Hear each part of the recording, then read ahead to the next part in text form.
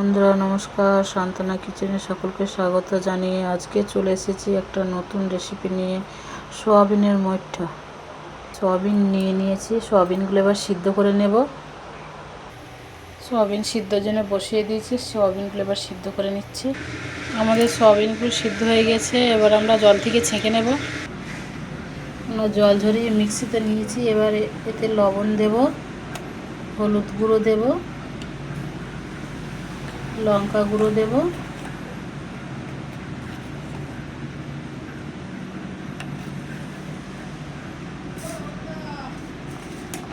আদা রসুন পেঁয়াজ দেব,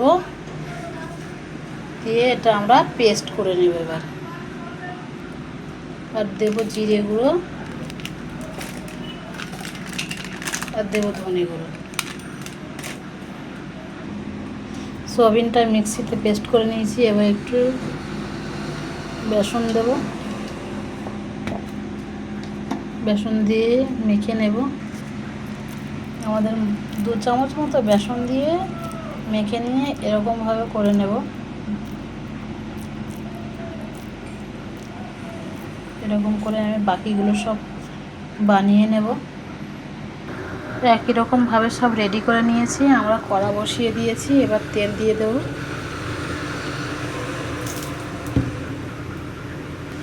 তেল ভালো মতো গরম হয়ে গেছে, এবার গ্যাসের ফ্লেমটা কমিয়ে দেব, দিয়ে এবার একটা একটা করে ভেজে নেব।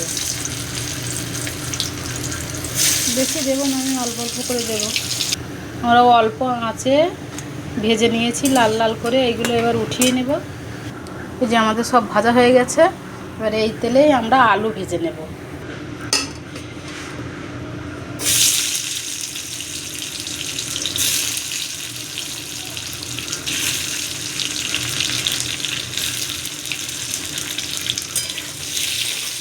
আলুগুলো লাল লাল করে ভেজে নেব।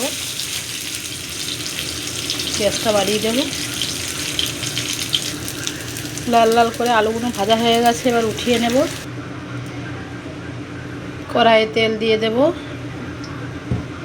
মশলাগুলো কষানোর জন্য। এবার কড়াইয়ে দেব ফোড়ন, তেজপাতা, শুকনো লঙ্কা, জিরে আর গরম মশলা।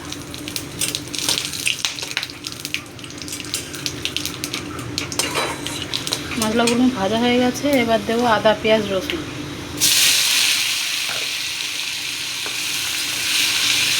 মশলাগুলো ভালো করে কষিয়ে নেব।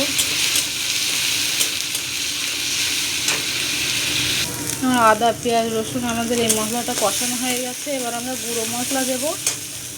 গুঁড়ো মশলা দেওয়ার জন্য লবণ, হলুদ, লঙ্কা, জিরে আর ধনে গুঁড়ো নিয়েছি, এবার দিয়ে দেব। বেশ কিছুটা জল দিয়ে দিয়েছি, গুঁড়ো মশলা নাহলে পুড়ে যেতে পারে। এবার মশলাটাকে ভালো করে কষিয়ে নেব।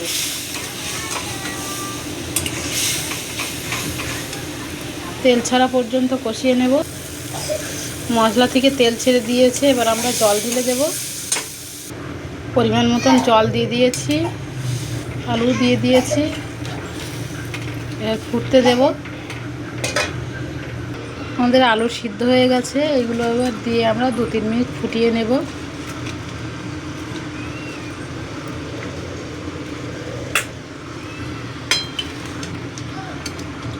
2-3 মিনিট ফুটিয়ে নিলেই আমাদের রান্না কমপ্লিট হয়ে যাবে। আমাদের রান্না প্রায় হয়ে এসছে। দেব একটু চিনি আর দেব একটু গরম মশলা।